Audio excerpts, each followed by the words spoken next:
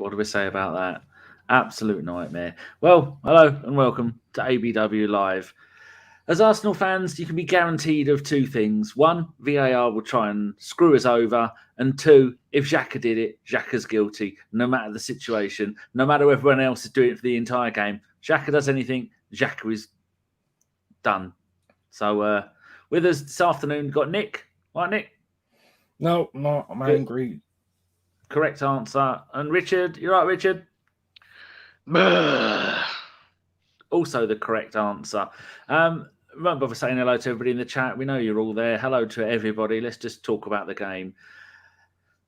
Do we go through the game going via the notes, or do we just look at the most important thing, the thing that sticks out the most, the way that we've been completely screwed over by VAR yet again? Rich, where do you want to start?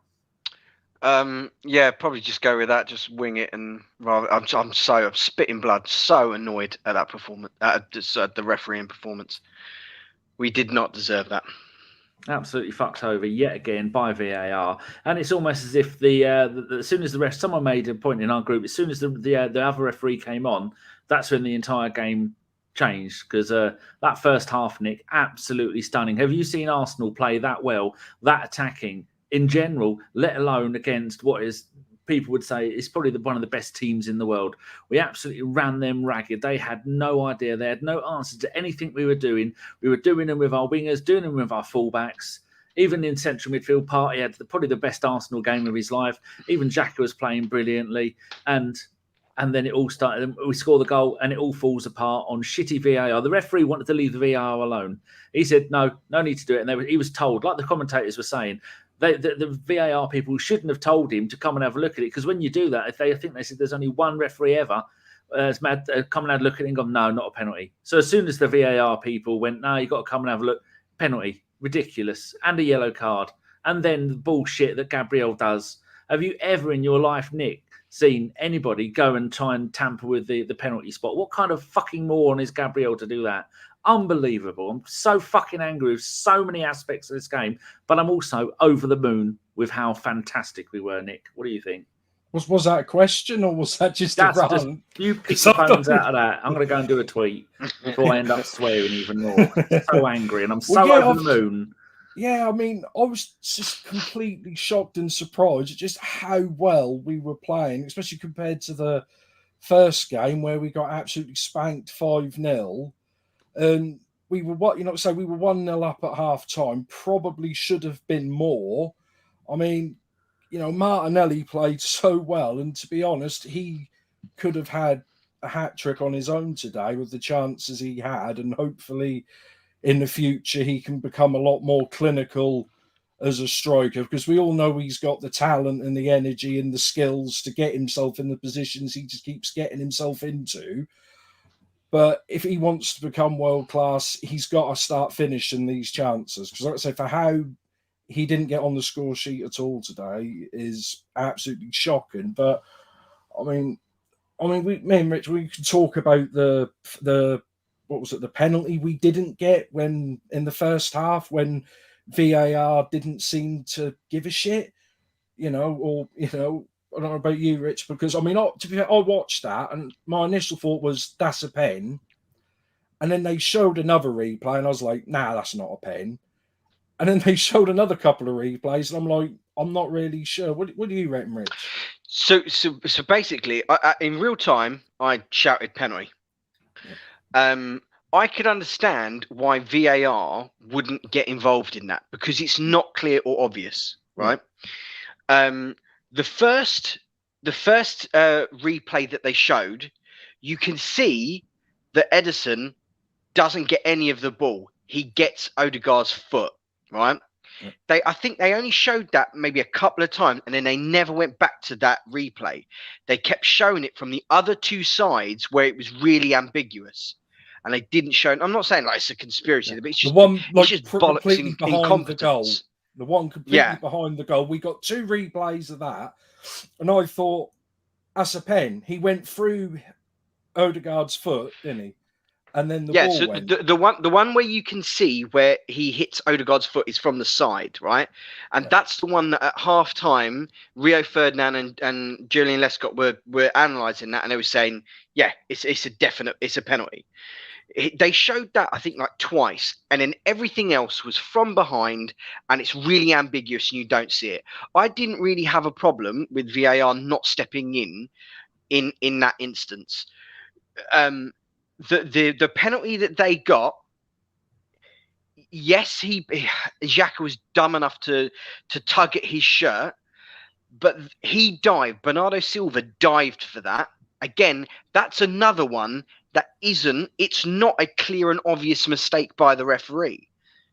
Why VAR decided to get involved in that, it just seems bizarre. And I'm hearing things saying that VAR told the referee that it was a penalty.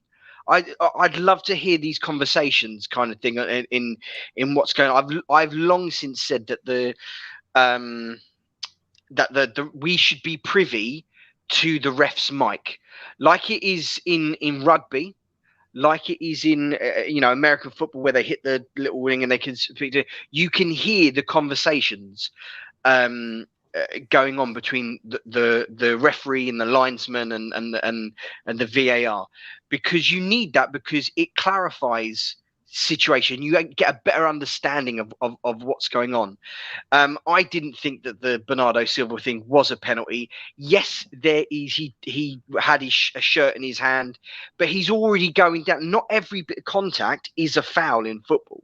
It's a contact sport kind of thing. I'm not, it's not every bit of it's like, because then if you put that, the letter of that law of how they judged Bernardo Silva's you would have a penalty at every single goddamn corner. At every single corner. It was just it's a shame, because that was first half and even the start of the second half. That was an brilliant game of football, and we were absolutely, to a man, we were superb. And VAR plus a little bit of Gabriel being silly is has kind of robbed us, really. Yeah, I mean, you say about the shirt pull. Can you? I mean, because I know you played a lot of football recently and stuff like that. But I remember they said, because not every shirt pull is a shirt pull, if that makes sense. Because if you've got a handful of someone's shirt, that's not the same as pulling someone's shirt. Because I remember when a few years ago they were trying to justify the differences, and they were saying some kind of weird. It's got to be some kind of Y shape. Can you remember something like that, where you actually have to pull the shirt rather than just have a handful of someone's shirt? It's just one of these weird things these refs keep saying, and the people in the media say after the game to make out why some things get given and some things aren't. But I don't know. What do you reckon, Danny? Are you finished doing all your tweets and stuff? I was so angry I forgot to do the tweets. That's why I've been a little bit quiet. The thing, like you were saying, Richard, is right with the according to what the commentators were saying. He was in the process of falling when Xhaka had his shirt. Now, if Xhaka wouldn't have done what Xhaka usually does and been a fucking idiot, then that wouldn't have happened. But he not only did he grab his shirt, he was still grabbing him as he went down. And then until the camera come round and you saw the picture from looking from behind the goal, the touchline towards looking at the situation, then VAR, you could see that Xhaka had a handful of his shirt and he was pulling him down. But the bloke would have gone down anyway because he was looking to dive. Whether Xhaka would have had any of his shirt at all, and because Xhaka's so stupid, he didn't let go. Now, if Xhaka would have said he's going down and then just let go of the shirt immediately, then maybe it wouldn't have got done for it. But as soon as it goes to the VAR, well, that's it, we're fucked. And then the players start complaining. Like someone else said in the chat, Ramsdale, we saw later on in the game that the TV showed Ramsdale going up to it and doing a little... I thought, what's he doing? Has he got stuff on his boots? I went, no, it's the penalty area. He's doing a little bleeding jig on the penalty area, on the spot, to try and stop it. But utter stupidity from the pair of them. What the fuck do you think you're doing? Like, you can't fart in the stadium without someone seeing that you farted in the stadium. You're going to get done for it. Absolutely fucking ridiculous. Yeah, didn't someone in one of the World Cups kick all the penalty spot and they got done for that twice a couple of years ago? I can remember someone got done for... I think they got booked. I want to say that was...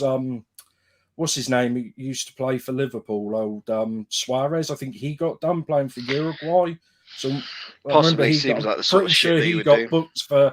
It was either for Uruguay or Barcelona, probably both. I mean, that cunt, he probably bit it with his teeth. But I know that has been done before. But with all the cameras, they know people are going to be watching. And is that really going to give much of an advantage? Is that going to make him balloon it over the box? No, it's not going to make. It's going to make Well, bugger all difference. to be fair, to be honest, they did it wrong. It's not the penalty spot you want to scuff off. It's the bit to the side of the penalty spot where the player puts their standing foot. That's what you want to scuff up, because you want him, when he plants his foot, for him to go for a fucking Burton. So annoyed. We can't even cheat properly, can we? Julio says here, we lost but proud of the lads today. Unbelievable. Still, even after that, it's our best performance, not only of the season, but for a long time. And you saw today what Arteta's plan is, how he wants them to attack. And Man City had no answer for us. We were absolutely magnificent.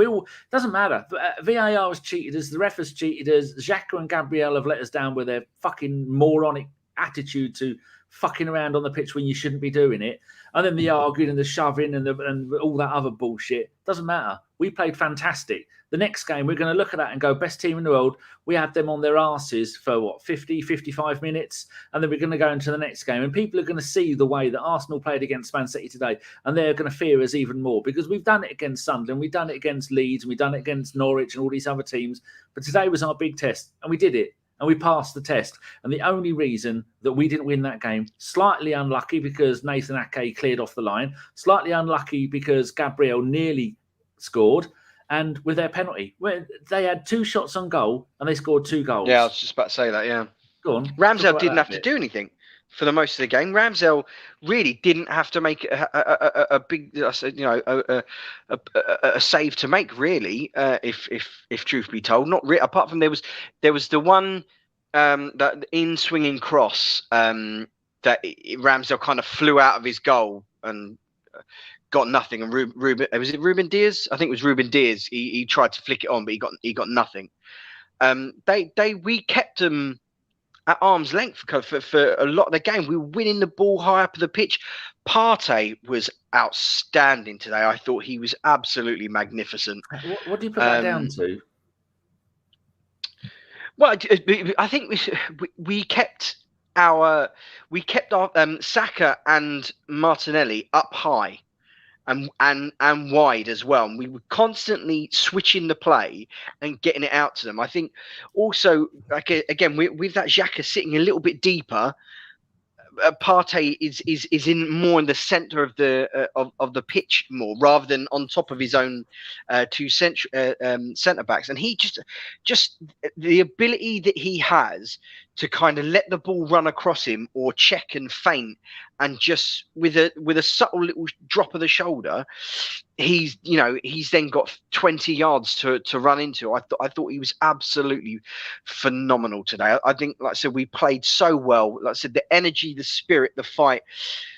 We pressed when we needed to press, but it wasn't headless chicken pressing where they were able to, at will go round us and open us up. I thought we were absolutely fantastic. I thought Tomiyasu had a brilliant performance as well, considering the poor boy had the lurgies not that long ago. How many times recently have you seen someone completely ruin Sterling's game? Sterling had absolutely nothing. At one point in the, I think in, so which way were we shooting in the first half? We were shooting. Okay. Yeah, we're shooting to the clock end. It would have been in the first half. Sterling is attacking down the left-hand side, and Tomiyasu keeps up with him, and not only keeps up with him, blocks him off, gets the ball. Sterling goes down on the edge of the pitch, and then Tomiyasu gets the ball and goes off with it. And you think, bloody hell. Sterling has been running people ragged like that for what, 10, 12 years, 8 years, however long it is. And Tomiyasu straight in there and just completely nullified everything that Sterling did in that today for the first, hour and a bit. Magnificent. Yeah, it was just ridiculous. It's such a shame. And like I said, was it Julian Salmon who said it? I agree with him. Like I said, that it was the performance They didn't deserve that, and I'm proud of the way they played. As I said in the preview to you, Danny, any team apart from the Invincibles, any team can lose a game of football, but it's how you lose. And the guys can be proud of their performance today. They really, really can do. You know, I said a couple of brain farts here and there, but we were absolutely, for pretty much while there was 11 on the pitch, we outplayed one of the best teams in the world. It is. Nick, how do you feel about Xhaka? Because I keep defending Xhaka, but if it wasn't for his stupidity today, they wouldn't have got the penalty. They wouldn't have scored, and we would have probably gone on to win that game. Would it be stupid if I said maybe 2-0? Because they had absolutely no answers until that fucking idiot. I've defended him, and I like it what he does, but he is so fucking stupid with the stupid things that he does. And in the most important game, and a magnificent run, and if we'd have won that, then we'd have been third or fourth place. We could fight for the pair of those, but now we're off. And the only good thing about this result, Nick, would you agree, is that's one step closer to Man City winning the title, because no one gives a shit if Man City wins the title. That's the only good thing about us losing, when you take away from the fact that we were magnificent for most of the game. Yeah, I mean, Xhaka does what Xhaka does. I mean, we said it to her before.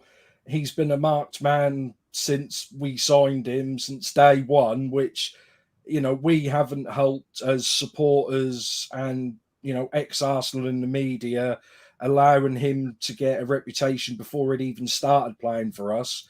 We've booed him in the stadium. I mean, I haven't, but, you know, a lot of people have booed him in the stadium. He's been the boo boy. We've pushed him to breaking point where he's told us all to fuck off. And then we had a little cry as well, even though he was probably right to do that. But he just keeps doing these, you know, stupid things. I mean, we've had players in the past. I mean, like I say, Vieira, when he started, I mean, he was, what was he, 19, 20 when he started for us? He did stupid things, but he grew out of it. Other players in the past who were hotheads, you know, were young teenagers, 20, other clubs, people like Rooney, even Gerrard, they did stupid things. They grow out of it. They know you can't do that once you're in your plum. And this guy, was he 29 now, Shaq? He's got to be 29, 28, 29. And he's still making mistakes and doing things like that. You would expect someone 10 years younger to be doing. And you tell, you know, and you want him to learn from it. He's just not going to learn, is he? And He is in 29. hindsight, and for some reason, Arteta loves him, and he didn't want to let him go to Rome. I think they were arguing over about £5 million. That is what it is. Look like he's here for the rest of his career. Rich, what do we do about? I don't want to dwell too much on Xhaka making a mistake, because if that could have been so many other players and they'd have got away with it, as we saw all the way through the game. I think at one point we got 6 yellow cards, including a red, a second yellow for a red. We got 6 yellow cards in 18, 15 minutes, something like that. Meanwhile, the Man City players are shoving and kicking and fouling and diving and cheating, and they got away with it for the whole time. So can we maybe give a little bit of leeway to Arsenal? Because between VAR and the referee, they really did fuck Arsenal over, didn't they? Yeah. I thought actually Xhaka for the most part had a decent game. And he kind of made up for it. Apart from, I know you're about to say your bit before I forget, apart from near the end of the second half, he was the only one pressurising them up front, trying to get the ball off them, left a massive big hole in central midfield. Another Xhakaism. What the fuck are you doing being our furthest man forward? Absolutely another ridiculous thing, but go on. I felt, I thought he was actually decent today for the most part. And, you know, that transgression that he did in for the penalty, every player does that. That's not as I was saying, every corner, and loads of times we're in the box, loads of other defenders and that do it, but because it's Xhaka, it gets flagged up and it gets pulled, and he's not the most obvious with it. It was actually, it was like one of the first parts where we got a bit lazy in our tracking. Like Martinelli came back Tierney tried to pass on a runner to Martinelli, and then Martinelli, who I thought looked knackered at that point, he then tried to pass the runner back to Tierney, and that's how that floated ball got in put behind us. And Xhaka was just filling into that space because he noticed the danger and he went there. Xhaka is always going to Xhaka, unfortunately. It's, yes, we know that we need to move on from him, but you can't escape from the fact that since he's come back into the side, we've been a lot better. He's a good footballer, even if he is a numpty at times, and he has brain fades, and he's a bit too leaden-footed and flat-footed. I thought he was really unfortunate today. The amount of rotational fouls, Rodri giving away, Laporte giving away, and none of them gets a yellow card or anything. And then one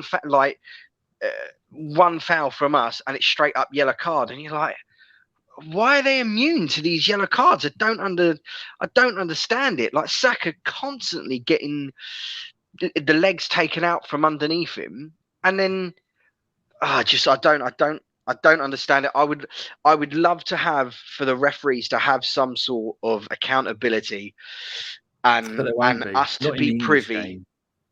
No, not while Mike Riley runs the PGMO. That guy's an absolute disgrace. I can't, like, I've hated him ever since the 49 game. You should hear, like, there's one of the older time refs. I think he used to run the PGMO. Keith Hackett. Like, you should hear him talking about Mike Riley and the absolute running the referees into the ground. Like, the standard of refereeing is so poor, so poor. But like I say, it's just I kind of don't want to get too bogged down in that now. I've had my little rant, but I kind of want us to focus on the fact of how good we were today, because we were bloody brilliant. Well, let's start with that then. Start with you, Nick. Going with my notes that I've now scrolled down from. Lineups, no point. No Arteta. Do you think it made any difference today, Nick, not having Arteta there? Probably not. I mean, that depends how you see it. I mean, he was you could see the guy sitting down with the old Apple AirPods in on the phone to him throughout the whole game. So you could tell him, stand up, no, point at this guy. And he's like, no, he's gone now, boss. He's gone now, boss. You should have just hung up on him after 5 minutes. So it's bad. I mean, we all know you get bad reception at the Emirates, don't you? I'd have just ignored him. But I mean, to be honest, I don't care what anyone say. By the time kick-off, if the players don't know what they're supposed to be doing by then, you've failed as a manager anyway. The only thing your job is to tell the subs to go on if you've changed your game plan mid-game, because you should probably know at the start, have a good idea who's coming on at what time, unless someone gets injured. So really, your job is done as soon as the ref blows the whistle. Agreed. Rich, do you think it made much difference before we move on to my notes of the game? You're muted. Sorry, professional as ever. I agree with Nick. I think the guys have had enough time to on the training pitch to find out what they need to do and be professional and stuff like that.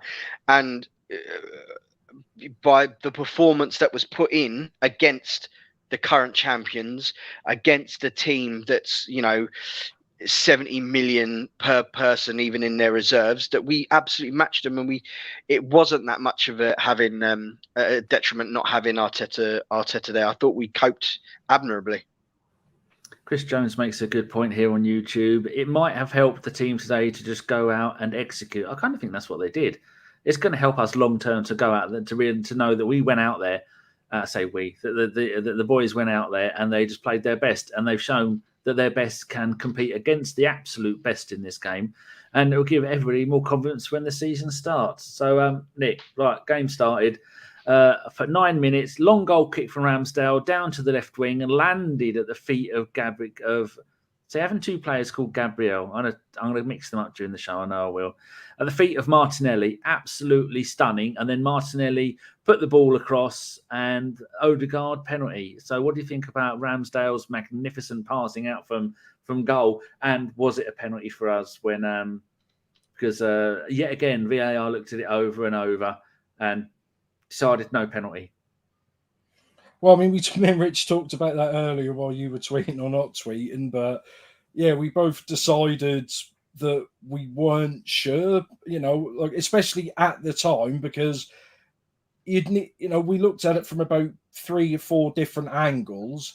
From one angle, that looks like he played Odegaard and didn't get any part of the ball, but then VAR just kept showing a complete reverse angle where you couldn't really see who anyone got the ball. So I was like, okay, so VAR, but then they didn't send the ref over to look at the television for that. So that's where these rules with this VAR, there's all these weird made up stuff like clear and obvious errors and stuff like that. And they were the referee. I mean, that referee's performance today, actually, up until the first half, I thought he actually did pretty well. The referee, other than the VAR, which is I thought was a touch and go thing for the penalty. It was a hard decision to say it was clear and obvious. I thought he did really well, which is strange because I've watched a lot of football over the years. I've never seen a referee's performance go from having probably a 9 out of 10 performance in the first half to coming out in the second half and completely changing and just basically going borderline bent. In my opinion, I don't care. No one's going to say much about me, but we always say referees. I mean, there's a reason why English referees. I think there are only 2 or 3 countries in Europe that have the professional referees. Actually professional. And English referees don't go to the World Cup, and we know how bent they are.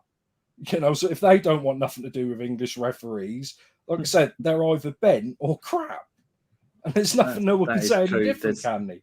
There's not many organisations more crap than World Cup. How they waited until after they gave them a dodgy penalty, after they put 6 minutes of stoppage time up, then they scored.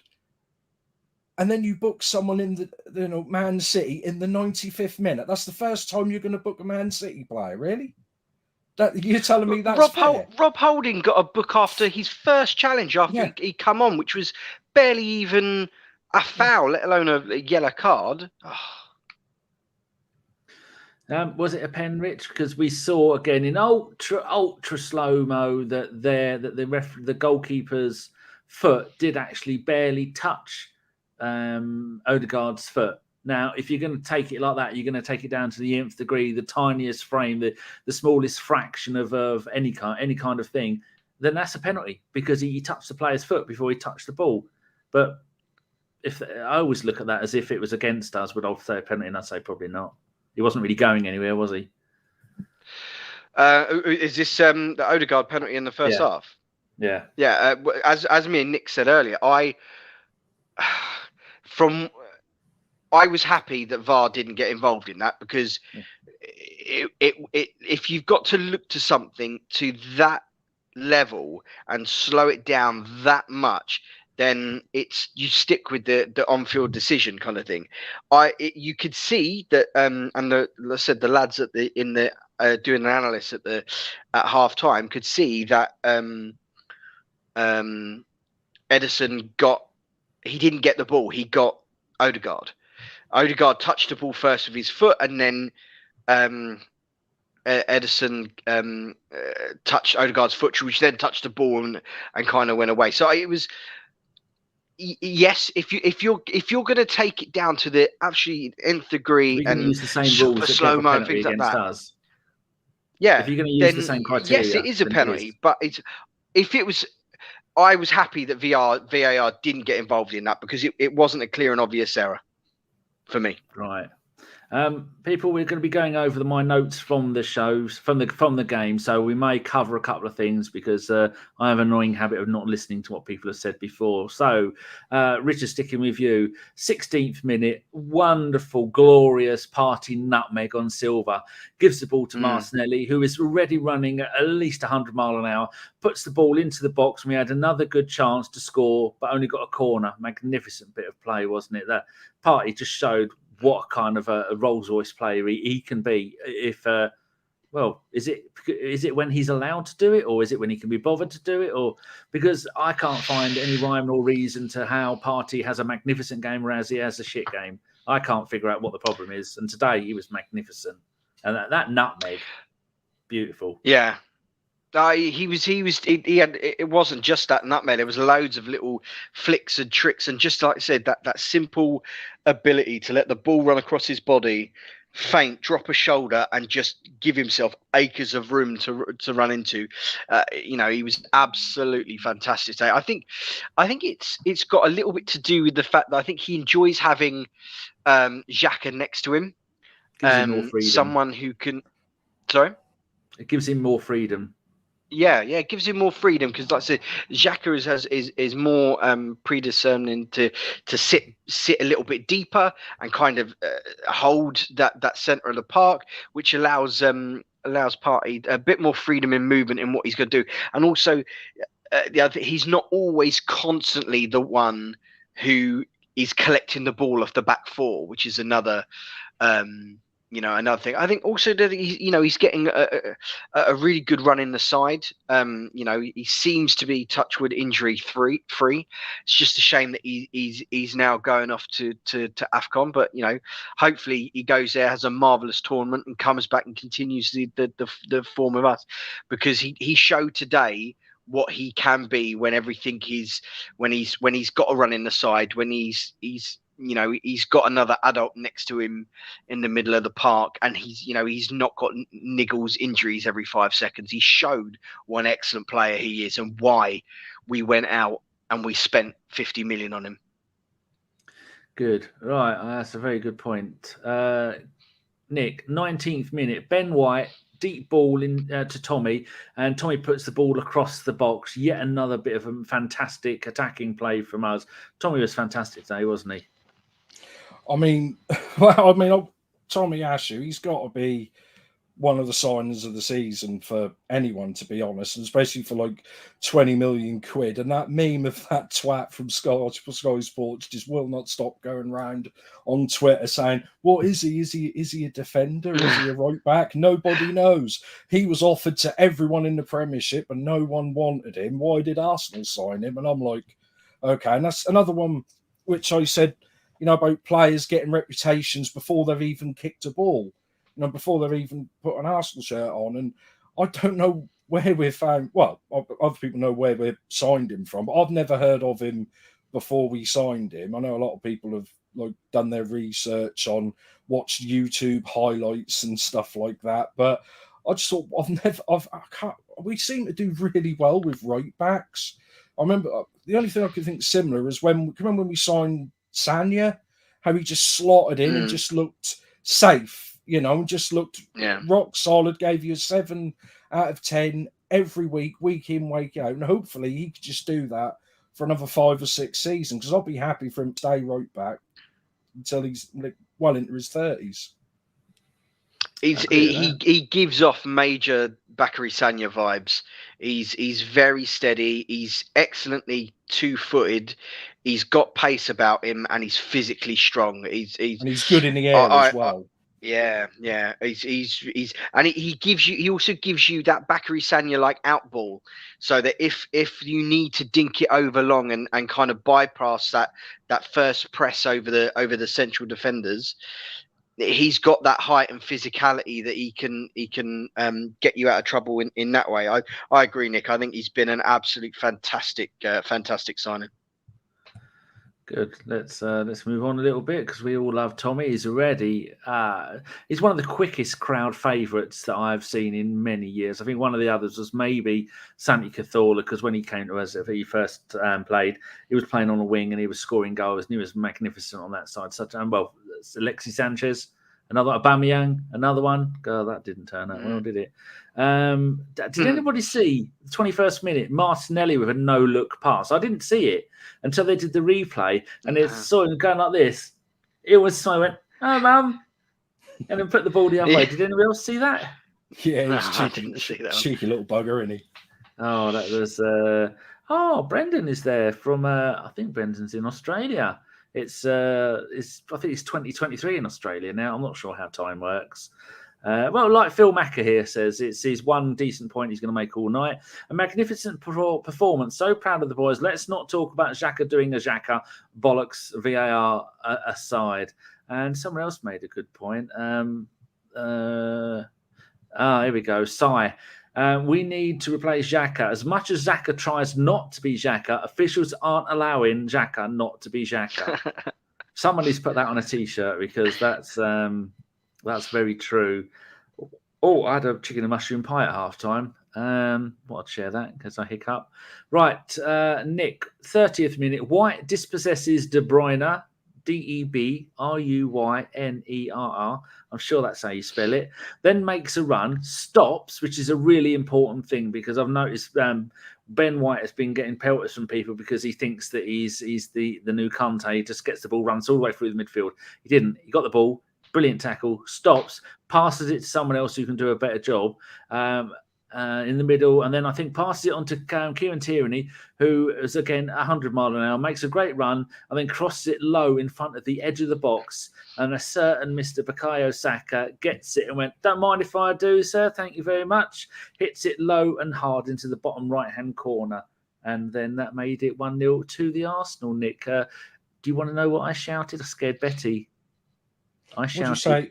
What'd I you say? said, "You effing dirty C word," and as I was applauding and screaming, I've got an annoying habit of using the C word and calling people dirty words when they score goals. Nick, I was quite excited. How did you feel? Yeah, it's just because I was, like I said, we were a bit, let's say, ambivalent when we started. We were like, which Arsenal is going to turn up?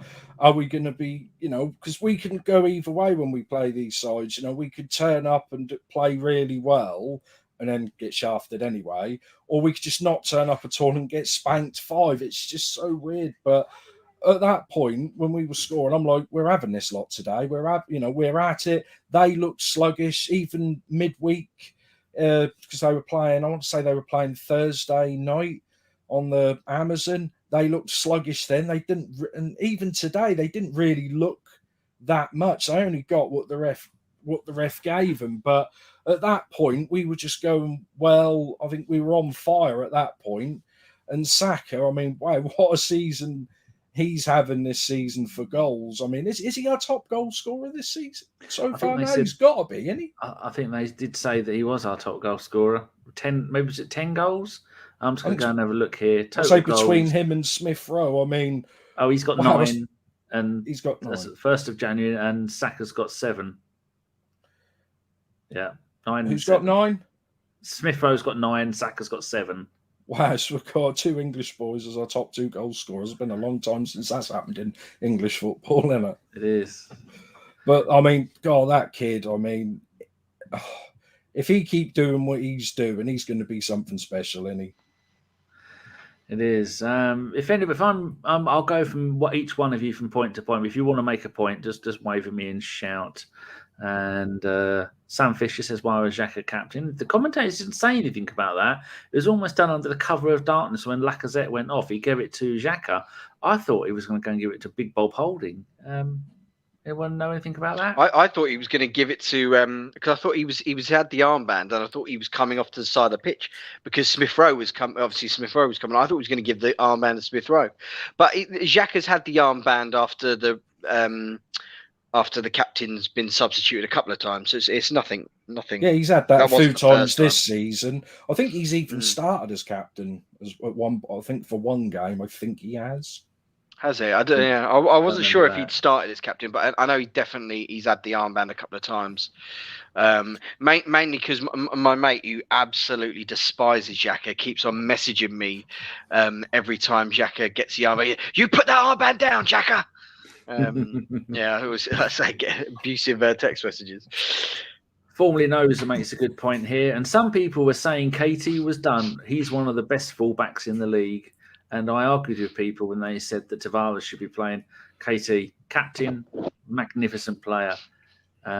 It's De Bruyne, possibly.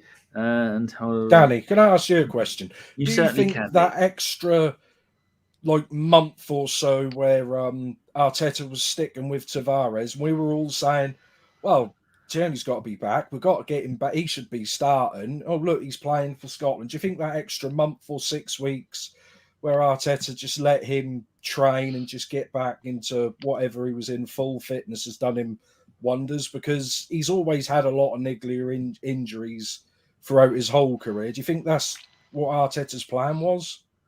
I think it might have been a little bit of that, and just to test out Tavares and see how good Tavares can be if he needs to play a few games in a row, which is what he did with Lokonga. He played a few in a row, and they both showed that they're pretty good and they can do it. So, but I think you do need a rest because there's been quite a few niggling injuries that KT has had. He missed the Villa and the Leicester game through an ankle injury, and then he was on the bench for Watford 1-0 win, Liverpool 4-0 loss, Newcastle 2-0 win, Man United 3-2 loss. He was on the bench for all of them. So that was a month. Was it a month? Almost a month, Nick. So you're right. Yeah. I think that's a good point. I think that's exactly probably what he was doing because he just played back-to-back games for Scotland. He played, I think, 90 minutes and then 88 minutes, something like that. And so to give him a good rest. Didn't occur to the next point then. Did you talk about that goal, Richard? Because we only scored the one. Let's say it was absolutely fantastic. It was how Arteta wants us to play football. That it was that Partey again, like I said, making that little switch and transition. Great first time ball out from Xhaka as well, and it was really interesting. Like it was such a smart run from Saka as well, because Lacazette was peeling off to the back stick, and he took the central defender with him.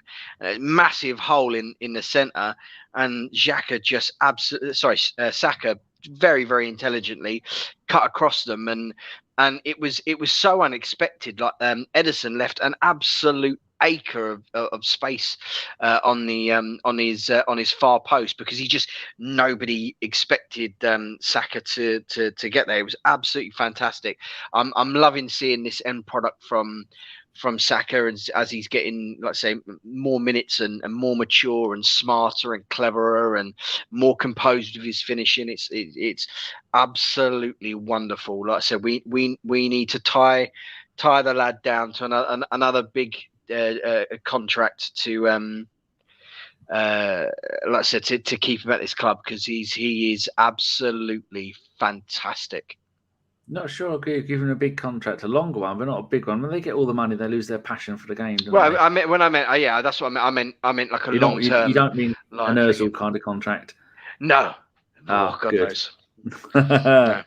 Right, let's move on a little bit. So, I think 38th minute, another superb flowing move, one of many we had. Saka on the left to Laka in the middle to Martinelli. No, Saka on the right to Laka in the middle to Martinelli out on the left, completely sweeping through the whole of the midfield and comes in and has a pot shot. Martinelli had a pot shot that goes very, very close, Nick. He had quite a few really good chances today, didn't he, Martinelli? And we saw a little bit of him later on in the game when Lacazette came off playing as a striker. Do you think that could be the future for the poor lad? Yeah, I think so. I mean, it's hard to tell because, how people keep playing strikers over the years keep changing. And we used to have like two up front, then big man, little man up front, and then, one striker up front, like false nines. I've had so many different strikers. I mean, I think me and Ridge talked about Martinelli, like really at the start. He's got everything. There's, I haven't seen a player that good at that age. What quality? He's got two good feet. He's good in the air. He's quick. He's skillful. He keeps finding himself in these positions. And he's so quick. And he's so quick. The only thing is, he should have scored today. He had maybe 4 or 5 chances today. An elite striker like in his plum at like 24, 25, probably gets 2 or 3 today. And I think that's what he's got to work on. If he works on his finishing, if he can get Ian right in the bloody training ground and just teach him, just give him a month with him, just say, teach him how to naturally score, and that's the only thing you can do. And we've probably got one of the best strikers in Europe, if not the world, with this kid. We've got to protect him. Like I said, Rich said, I mean, sign him up. I mean, I can't remember what we did with Fabregas. We signed him on like an 8-year deal, but like on one of these like things. But I don't know if that's a thing of the past now with all these super that didn't agents. end well, though. Let's be honest. It didn't end well for him, did it? Sadly true. He went back to his boyhood club and they sodded him off to Chelsea, and then he retired. Or, well, he's playing in the Farmers League, so he's basically retired. True, right.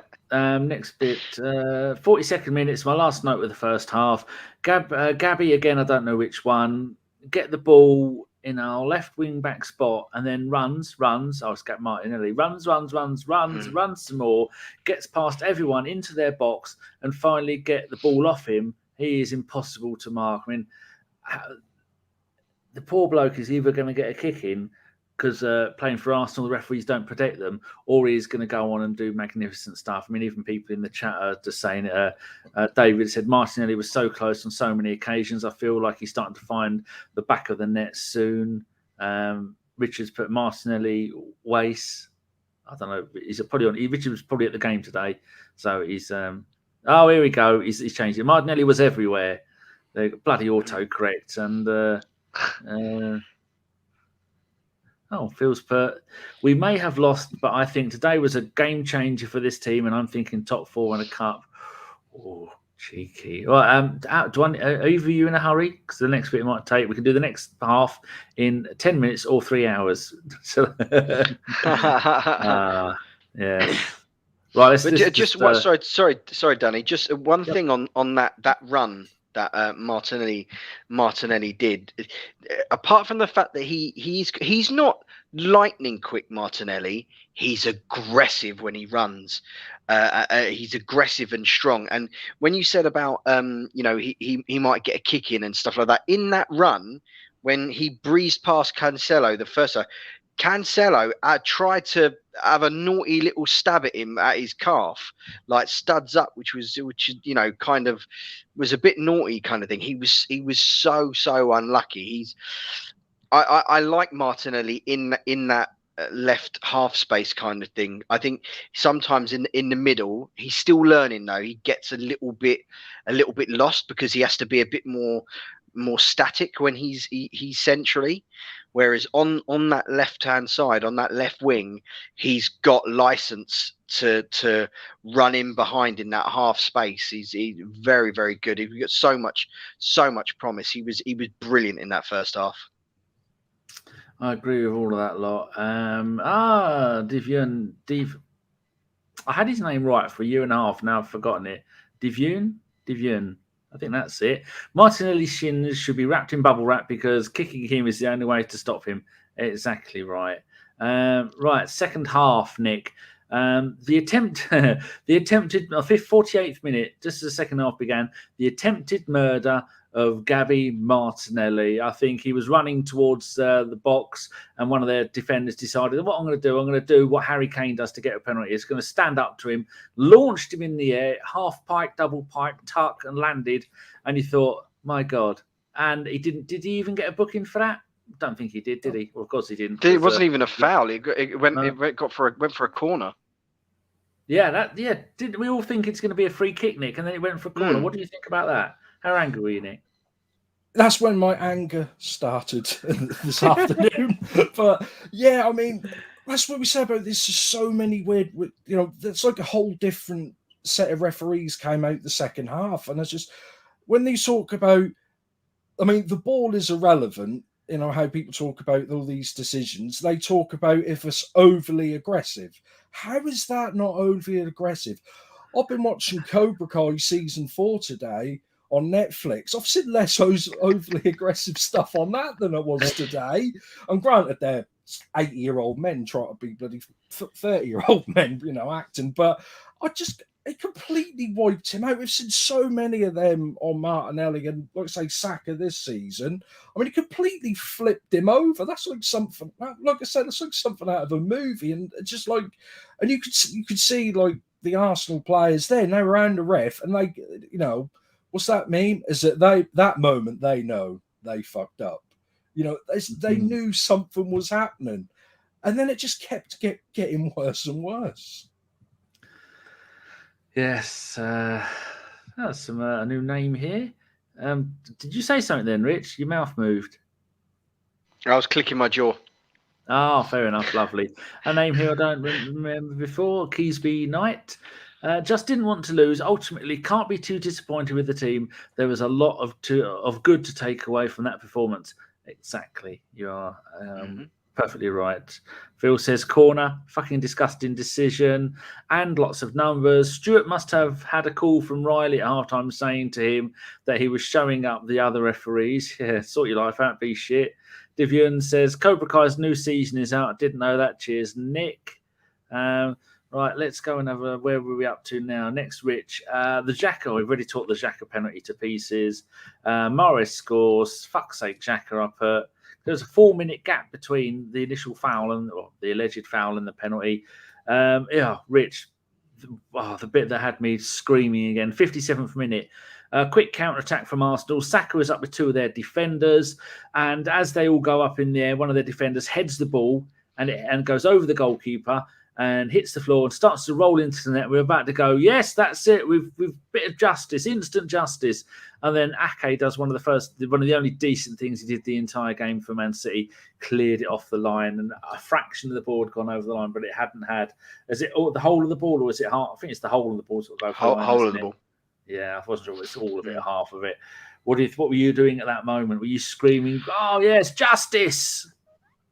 Yeah, yeah, something like that. It was kind of one of those things where oh no, like, you know, up and down. It was ridiculous. Your dog's going to think you're being murdered. Yeah, I know. Yeah, it was. I was going to do an Alan Davis like screaming, "Go down, fuck Arsenal, fuck's sake!" It just showed the threat level that Saka has. That that the Man City defenders panicked and felt they had to get something to header that back to the goalkeeper, and that's one of the things that, you know, in the last month or so, the fear factor around us and our ability and what we can do and how we can hurt teams makes teams nervous, and that's what ultimately got that mistake. And Ake did well to clear it off the line, but Martinelli, as much as I want to praise the lad, he should have stuck that away. I know he hit the post, but it was on his wrong foot, I guess, and it didn't really come fast at him. He really, really, really should have. A player of his quality and his talent, the things that I've seen that lad do, he should have stuck that away. It was kind of it was one of them moments. It was just, you know, football in a nutshell.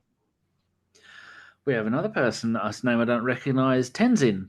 Why was the ref ahead of Martinelli when he was about to score? That was very weird, wasn't it, Nick? I did see that and think, what? Well, from his performance, he was probably doing goal line clearance as well.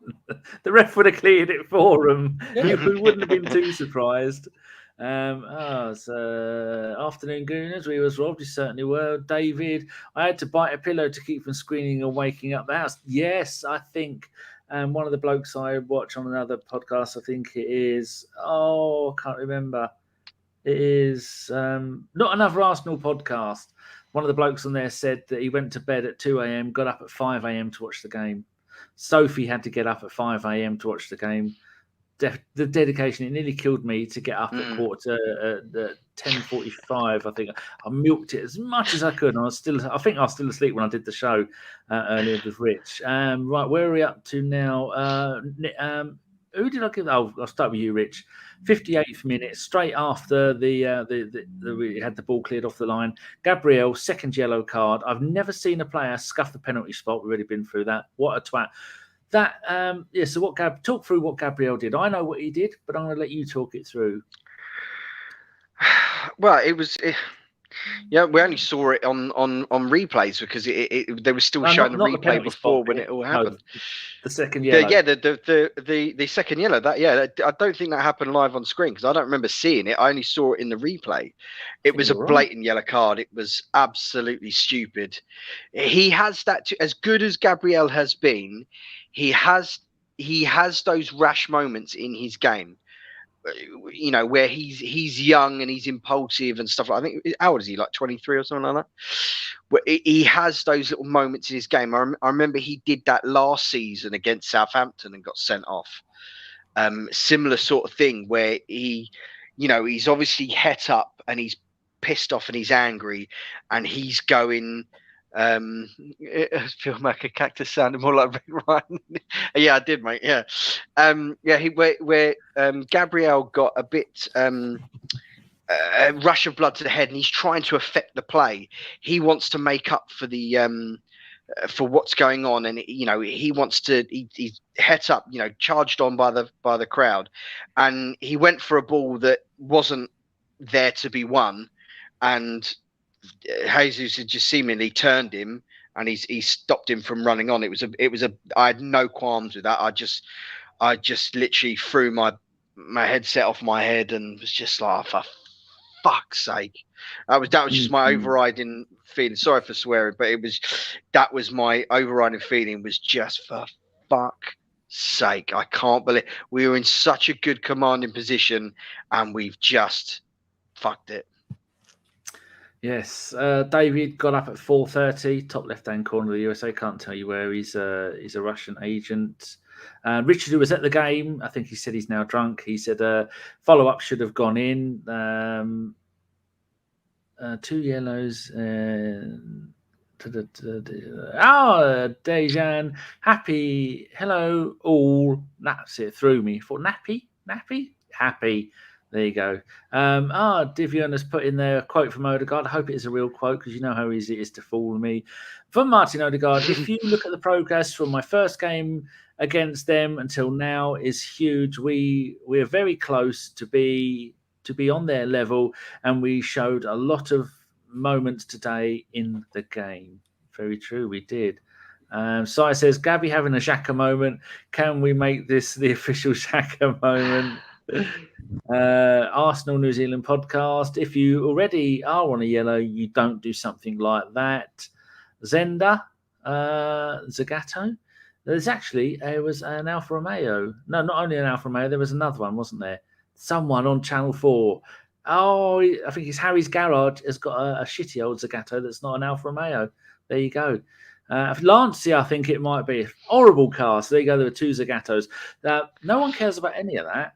Fell asleep 10 minutes before we started. How were we after the card? Which card? The red card. How were we after the red card, Rich? Because it did look like everyone just went, oh, for fuck's sake. We've completely done Arsenal have done, those memes where you got Spider-Man and you got a Spider-Man and you got a Spider-Man. Yeah. They said Arsenal. That's what it should have been. Or with someone with a clubbing an Arsenal over the head with it. That's what we've done. We've completely fallen apart, haven't we? It was, I mean, we kind of, from an attacking threat, we kind of died a bit. We died a death after that, which was kind of understandable. But I thought, again, we were still very, very good. We were compact. We were aggressive. We were smart and switched on, because they didn't have a shot on goal until they scored right at the very death, which was a bit lucky, the little pinball kind of thing when they got in behind just over Rob Holding's head. So I actually thought we did very well with 10 men, considering how good and how hard it is to play against Man City when they've got 11. I thought, like I said, they showed maturity, they showed commitment, they showed nous to recognize the game state and what they needed to do. I thought it was considering, you, as Odegaard said, as the quotes that was put on it, you take into consideration how we played. Yeah, there we go. How we played at the start of the season against them when we went down to 10 men, to this game. absolute night and day. The whole performance, the whole feel of the day, everything about it, apart from the fact that we lost, everything else, night and day between the two. I thought we played. I don't know about you, Danny, but I thought we still played very, very well, even after we went down to 10 men. We kept on trying, but you could see making up for the missing man and the 2 kicking the testicles that we'd had. The players were deflated. They were knackered, but they kept on going. I mean, when you see Martinelli not running at 100 mile an hour and Saka having to come off, and then just well done to the lads. They did really well, and it was to go from where we were in that 5-0 loss to where we are now. That is not something normal clubs do in the space of 3 or 4 months. That is something that takes you 2 or 3 seasons to evolve like that. And we've evolved that quickly already. And that is a thing of beauty. I'm going to have a go at someone's name here. Dennis Van Kild Larsen. Wouldn't that be right? Wouldn't that be good if I got that right? The best and worst from Arsenal and the VAR and the ref. Very true. Any other comments in here? Sire just saying Spurs are shit. Good, Sire. We agree with that 100%. Nick, have you finished being fed food and liquid from your servant? Was that your mother? Yeah, she had to come round and see me because I've been poorly, and she come round. I heard Arsenal lost, so I brought you some food. He's got things stuck up his bum again, and he had to get the fire brigade to come round and get them. Yeah, my mum was round a couple of days ago, and she makes me drinks, and she bought me 6 bags of Watsits, 1 big of huge Watsits, and another one of spicy huge Watsits. So I can't eat them all because I'm getting a little bit fat. No. Right, Nick, let's give a point to you, shall we? I don't mean to give you a point. Lack it off. ESR on. ESR goes on the left. Gabby goes up front, and we're now playing a 5-3-1. Do you think that we should have stuck with a 5-3-1, Nick, or do you think we had enough on the pitch to try and go for that extra goal? Because Xhaka was slotting into the back. Because when Gabriel got sent off, Xhaka went and played in the left centre-back position. But when Holding came on, Xhaka kept playing in that position, which I thought was a little bit surprising. No, that's probably right. I mean, we all know Lacazette's normally blowing out of his half after 60, 65 minutes anyway. So to bring fresh legs on, and if you want a goal, the last 3 games, you've got to bring on Smith Rowe, haven't you? How can you not, that's what he's been doing. Was it 3 games and 3 substitute appearances he's come on and scored? I want to think that sounds about right. Unless I'm wrong. Could be. But could be right. I mean, we don't do facts here, do we? We don't deal in facts. We just deal in emotions.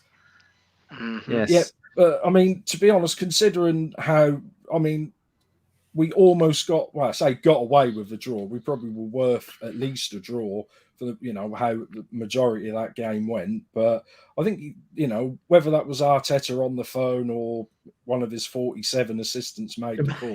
Imagine being on the phone to him when that's going off, Nick. Yeah, that'd be busier than our WhatsApp group, wouldn't it, when you ask for people to come on the show. Oh dear. Phil Macker says only Arsenal could have gone from missing an open goal to a red card to losing. Formerly Noza knows what I'm on about. And the car in Harry's garage is a Lancia Fulvia Zagato, and he's just had it. If anybody likes cars like I do, go and look on YouTube for JAYEMM. JM Cars? JM on Cars. Is that? Do you watch it? Yeah. Oh, he's fucking brilliant. He's a fellow chubby bloke. And the other one, Harry's Garage. And also go and look for Furious Driving. He's a clown and he's funny. But he's got no idea how to fix cars. But yeah, so for Morley knows that. Yeah, it is. It's a beautiful... Well, it's not a beautiful car. It's fucking horrible. It's rusty. Well, not anymore. They've had it fixed. I'm waffling. Get on. Where's Carl when I need to be told to shut up and get on with it? Have you seen Richard Morris's comment? He says 3 grown men being looked after by their mums. Well, I've got Charlotte's mum is currently cooking dinner. She's cooking a roast, and she'll bring it. I won't let her mum cook in my house, so mum has to go back to her own house and cook, because it is much like a scene from the Muppets where you got the birdie chef and the chickens and the throw the pasta in the air. If anybody is Swedish, I do apologise. When I'm Norwegian, that's what I was doing. I'm actually allowed to do that. I'm also Egyptian, aren't we, Richard? We are indeed. And thank you. And so they're doing it, and they have to And then I don't even let her do the washing up here. Tell her to take it all home again and do the washing up there. Oh, that's terrible. Right. We have got another name here that I don't... Oh, I didn't read it first. Yes, okay. There we go. It is Chrissy B. Imhotep. There you go. Imhotep. I think I got that right. Chrissy will no doubt let me know if I've got their name right. We got to cut out the fucking stupid mistakes. See, you can swear here, Chrissy. We don't mind. You can even use a C word if you want. Cut out the stupid fucking mistakes. For fuck's sake. Fucking idiot Xhaka. Silly Gabriel. Let's go again v Spurs. Chrissy, wise words. Excellent. I just wanted to say... here we go. Sai. Just wanted to... us to score in today's game. I am happy. So there's so many things going on. I'm losing track of what I'm doing. Salvage Rebuild is excellent on YouTube. Says Loki. Michael in Sweden has got a face. Not what that sure that is. Dejan says Partey was class today. Certainly was. Phil's put something I'm not going to read because I'm distracted enough as it is. Right, Rich. Partey, this is 77th minute. Partey on the left-hand side. Partey run. No one seems to be stopping me. I'll carry on running. What? If I become a left wing, I'll keep on running. And then, I've decided I've come near the end of the pitch. What am I going to do? I've never been in this situation in my life. I think I'm going to left foot cross it into the middle of the box, and Gabby almost got to it before the keeper did. A round of applause for Partey there for being in absolutely new territory for him. He must have been quite scary. Well, a silent clap because no one needs to hear this on headphones. Wonderful bit of work from Partey, wasn't it? And so unlucky for Gabriel. Yet again, he could have had another goal, but just a hair's testicle. A gnat's testicle away from getting a foot on that, and it might have gone in. I think he was absolutely shagged out at that point. I think most of the players were absolutely knackered. So it was a wonderful run for Partey. Again, just typified what an excellent performance he had put in. Absolutely fantastic. Good. Nick, are you watching this on Twitch as well as YouTube? Because it gets our numbers up. If people can go and watch us on more than one platform, that'd be very good. Because if we can get up to... once we had over 1,000 people watching the show. Back in the glory days. Oh, imagine that. 1,000 people. And then I joined and they stopped watching. That's exactly what it is. Chirp says they were attacked after the match. Was it by Xhaka? Hope they're all right. Well, it's the internet, isn't it? It could be anything. Righty-ho, Nick. The next message I got, 81st minute. Gabby stopped and arm blocked by a City defender, and nothing was given yet again because the referee couldn't give any yellow cards until the 85th minute for Man City. Meanwhile, throwing our cards at our players like they were going out of fashion. So, Gabby got very angry with that, didn't he? Yeah, I mean, we saw one during the week. I don't know if this is no elbows week or something, because there's always some sort of week in the football. But because I think I saw one at the Chelsea game where Lukaku just elbowed someone in the face and busted his nose open, and nothing was given. The same stuff. I mean, I don't think he actually drew blood, but I mean, it was plain as day. He did actually catch him right in the face. And another one where, like I say, VAR just didn't care. I mean, the linesman and the refs were looking straight at it, and they didn't do anything because, I mean, what would have been the choice there if they'd have brought to blow for a foul for an elbow to the face? That would have had to have been a red card, wouldn't it? You can't. You can't give someone. You can't just give a foul for an elbow to the face, can you? Well, just typical refereeing bullshit. Chirp said they got attacked by 4 Man City fans. Oh, you are watching. Jolly good. I hope you're all right, Chirps. That's all shit. the Man City fans that have ever been in London. Yeah, they were probably on their way back to South London or East London or wherever Man City fans live, because none of them live in Manchester. Sai says Spurs Watford 0-0 at half time. That's what we need. Oh, Chirp says they are okay. Good. Fucking Man City fans.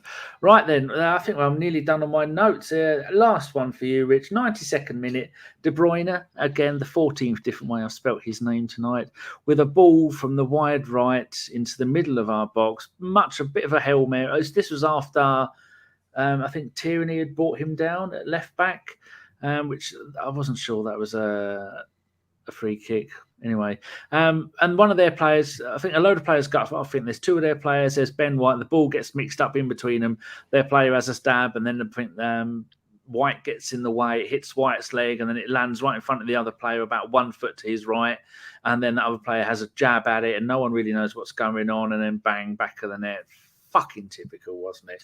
What a shit way to end a shit second half. Yeah, it was rather crap. It was, like I say, it was a clipped ball, and he couldn't get under it. Holding, he couldn't, because he was trying to watch the ball and kind of thing, and it just floated over his head. And like I say, that ball could have then gone anywhere. It pinged about. It could have, like I said, the luck wasn't with us in that moment at all, because I said it could have fallen anywhere. Could have fallen a little bit further and gone into Ramsdale's arms. Could have, there was no skill, or it was complete luck kind of thing, and an absolute punch in the knackers for us, because let's say we didn't deserve that. And I said that was as you said earlier, Danny, that was their second shot on target all game. That we had kept them at 2, and it was an absolute sucker punch. I was absolutely gutted for us, and and you could see that with the players, they sank to their knees and stuff like that, because they didn't deserve that. The performance that they put in, they didn't deserve what happened to them. It was just one of those shit luck things. It was, Nick. Typical Arsenal. Bad luck, though, isn't it? Things started so well. If you'd have compared the first half to the second half, we would. And where do we even go with that? It's just almost like you were thinking, yeah, knew that was going to happen. You play enough time, and that's what they did. And I've lost the will to live. Well, I'm actually happy. I'm upset, which is kind of strange, because for the last few years we've been getting spanked and we've been crap, but we knew it was coming. We expected it to happen. We've been putting the performances on the pitch to probably deserve that. It's been, like I said at the start, it's been a long time since Arsenal have actually played that well, and we've had the reason to feel robbed and things like that. I'll tell you basically how this feels. It's like the ending of Rocky 1. We're Rocky, they're Apollo Creed. Yeah, he's the champion. All the refs have done a split decision and they've won. But it's a moral victory for Arsenal. We've stood up to them, and we've put a performance in, and you can't. And no matter what anyone say about football, yeah, you want to win trophies and do all that sort of stuff, but really the only thing you could just hope that your team do is just play really well and play for the shirt. And you can't say that no one on the pitch hasn't done that today. They've all put a shift in. They made the club proud, and you can't ask for any more than that. That's very true indeed. And you said something then that made me think of something, and I can't remember what it was. That's very annoying. Oh, Richard, do you have anything to say while I'm thinking about what Nick said? No, just to say, echo what Nick's saying. Let's say, and I think Phil Macker put in the thing that the positives far outweigh the 1 point we nearly had. It was a really, really good performance, and it was something that we can build on. It wasn't the kind of performance where we were scared or fearful, and we dug in and no. We deserved to win that game. So it was completely different set of feelings and emotions, and you can really see one of the other things that I took from it as well, and Danny, me and you touched on it in the preview show. After that final whistle went, and there was the brief boos for the refs, the crowd, who the majority was still there, just screaming out Arsenal. Really, you could, the fans were just proud of the performance that they put in, and I think that's all, that's all you really ever want, kind of thing. I mean, unfortunately, oil money has kind of sewn up the title for the past decade or so, and probably will with in the next decade once Newcastle get their act together. That will be sewn up as well. And not every team can win the title. Otherwise, what's the point of supporting Huddersfield, of supporting Barnet, of supporting Hanwell Town? Do you know what I mean? Football is supporting your team is about making that connections to your team, seeing yourself represented on that pitch, and that your team making you feel proud to support them. And that's what the players did today. And I think this crop of players coming into this pitch, into the team, and that it's creating such a great bond with the fans, and getting the fans back enjoying the football, back enjoying watching them. I maybe it's a bit OTT to say, but I see a lot of similarities between what's happening now and what happened in the the mid 80s with George Graham bringing through his team, those buys from the lower league, or unfashionable players, the Bold, Winterburn, Dixon, and combined with the youth products of Rocky Rocastle, Mickey T, Paul Merson. It's got a very similar energy, with what we're happening and now, and everyone seems to be fighting for each other, and it seems to be galvanizing, and the trajectory we seem to be going upwards, which is all you really want. You want the players to make it feel like they care and that they're playing for you. And it was like I said, we didn't get the result we deserved in this game, but we can be proud of the shift that they put in and the way they played. That is a magnificent little speech you did there, and I agree with every aspect of it. I remembered what I was going to say about what you were saying, Nick. When you've got Steve McManaman, the bin-dipping scumbag, and you've got Rio Ferdinand, another prick who I can't stand, and Joleon Lescott, who I quite like, when all of those are saying, wow, this Arsenal team is something special, they have got something magnificent here to build on, they've got a bright future, when they're all saying it at the same time, you're thinking, well, maybe they're right, maybe they've got a point, maybe the future is red, Nick. It is... could well be. Oh, we got some quotes here. Rudy has said from Stefan Sturgenberg on Gabriel's yellow card. He made a remark to the referee, a normal comment. The players confirmed that, and it's moved up. Oh, there it is. And he confirmed he gave a yellow card. So he's saying that he didn't get a yellow card for scuffing the pitch. I don't know. Rudy, was that for the first yellow card or the second yellow card? I'd imagine it has to be for the first yellow card, because the second one was that happened. He didn't do anything other than block that player's path, and I think we all agree that was definitely a yellow.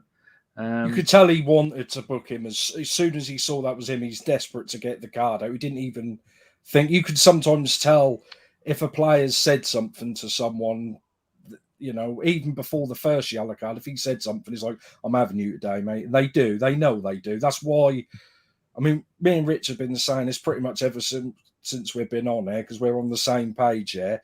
That's why the refs don't want to be mic'd up. They don't care that, the TV might hear a swear word, because that's a load of rubbish, because they can delay that and beep that out anyway if they want to. There's live TV throughout the world, and that's always before the watershed somewhere, so that's kind of irrelevant. They don't want us to know what they're saying because they've got something to hide, and that's just basically what it is. Isn't that right, Rich? Well, yeah, I don't understand why they won't do it. Miking up the refs works in cricket. It works in tennis. It works amazingly well.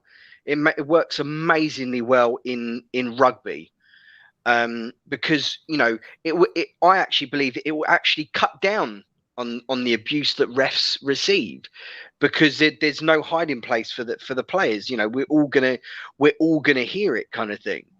I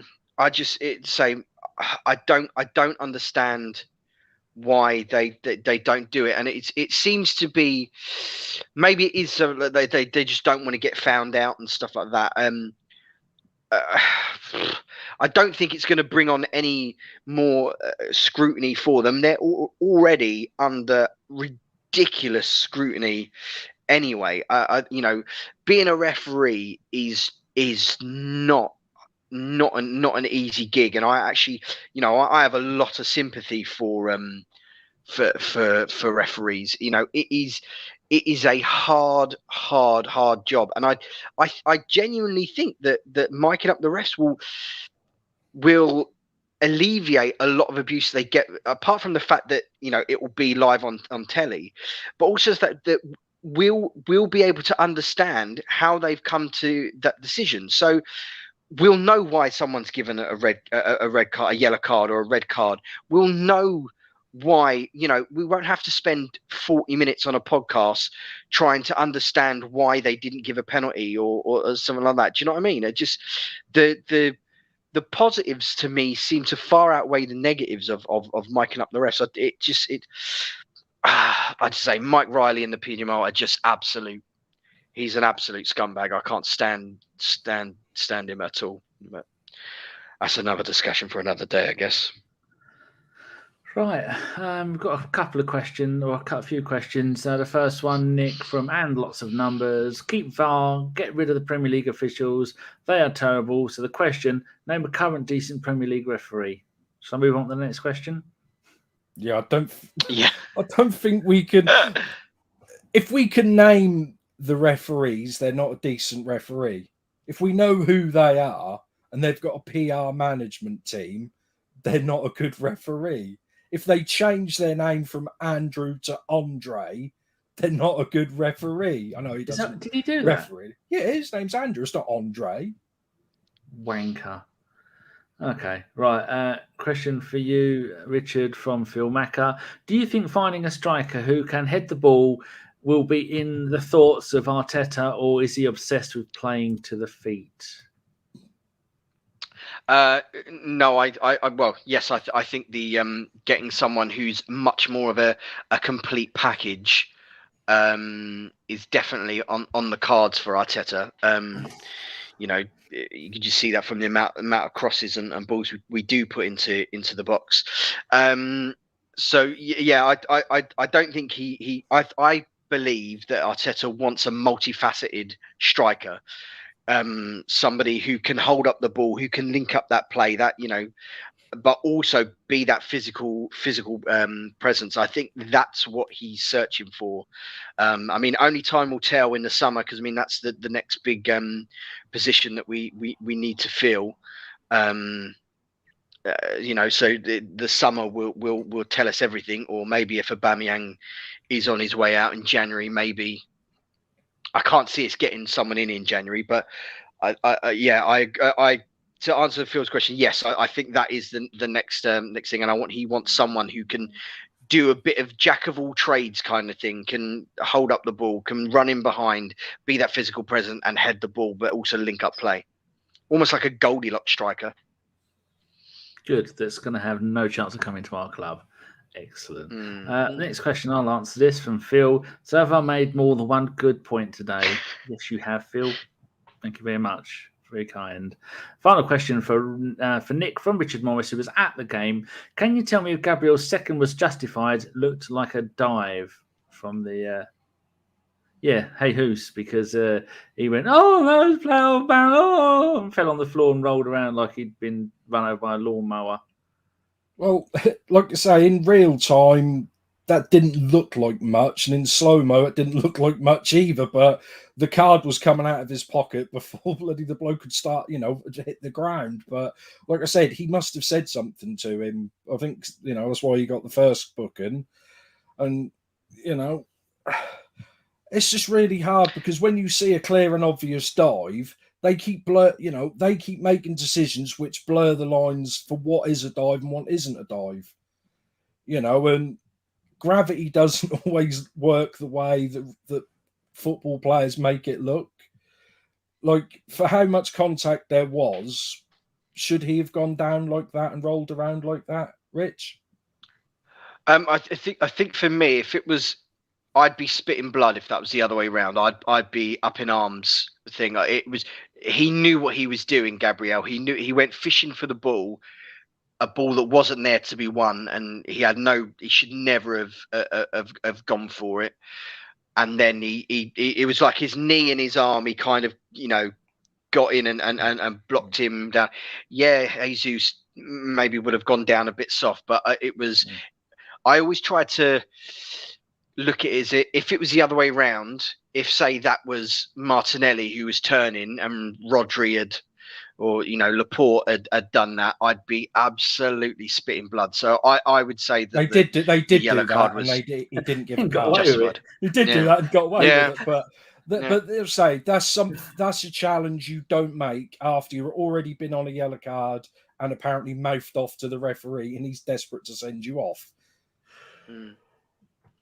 Oh, you stop talking, I was actually gone. Right, someone's birthday today. David, is your young middle waffle? Is middle waffle there? Happy birthday, David's middle waffle. He's 14 today. Doesn't like football. Happy birthday. I would disown him, David, if you have a child that doesn't like football. Even Sean pretends to like football and she likes going to the game. So happy 14th birthday. 14. That's that horrible age, isn't it, where you can't really do anything. And for David, that's the age where they start to turn into little shits. So I would have been quite within my rights to have put Sean in a shoebox and buried her in the garden at 14 because she was an arsehole. There you go. Just think of it as 1 year closer to shipping them out to the workhouse. That's a very good point. Oh, here we go. Chrissy has got back to us and says, yes, my christened surname is Imhotep, named after the great ancient Egyptian deity. From the 25th century BC, your pronunciation was close enough, guy.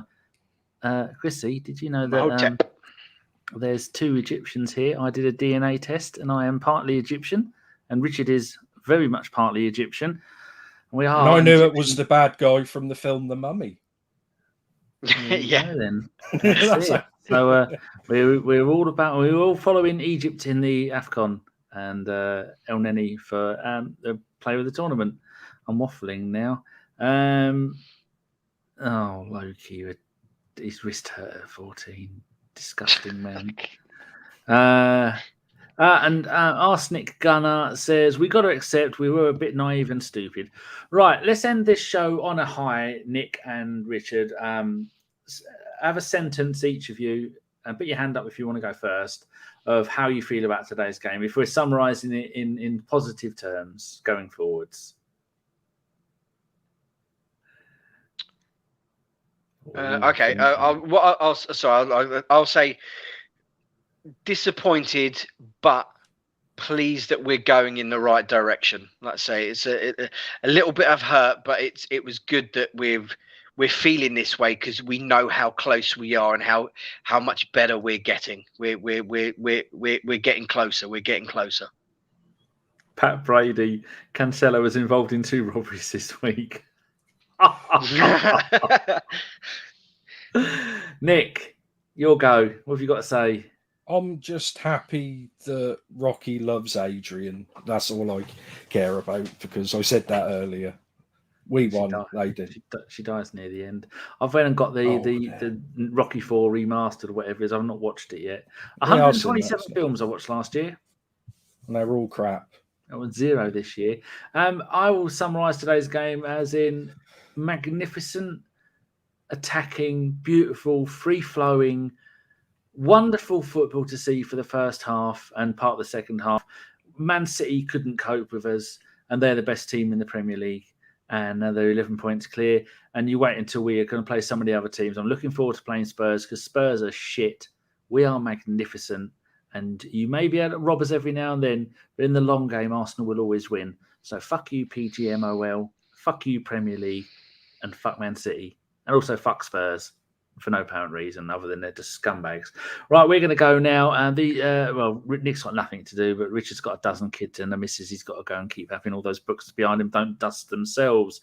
Right, I put in the chat there a little linky poo. Fuck Facebook as well, because that's why there's no Facebook, because it's been a twat as usual. Little Linky Poo Mike is currently live with the Gooners podcast on YouTube. Go over there and just type in the chat, I'm a mushroom, but don't tell him why. Just keep doing it a couple of times. Yes, so that's it. Thank you very much. Can you just take a quick minute just to say about congratulations to Ellis? We were going to do a podcast this week, and then we didn't actually do one, and it was going to be called, what's he called his baby? Mahotep. That's it. It was Emily.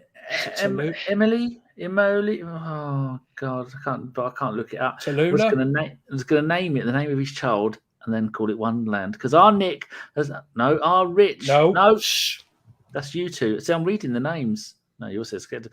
Our Ellis and Scylla. I've had a baby. Scylla, and it's all theirs. And there's a little girl, and that's the first ABW baby. Wow, what a lovely thing to happen. Technically, we are partly responsible for bringing her up, so. I think we all get custody for one week per year, and I'm postponing mine until she's 15, and then I don't have to do anything. It's gone, off you go, give her £5 for some cider, then send the car to pick you up later.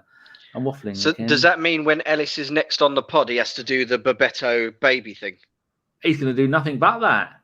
So congratulations to Ellis and to Scylla and the little baby, which I think Nick's looking for the baby's name, aren't you, Nick? I'm trying. Oh dear. You talk a lot. They're going mad in the WhatsApp.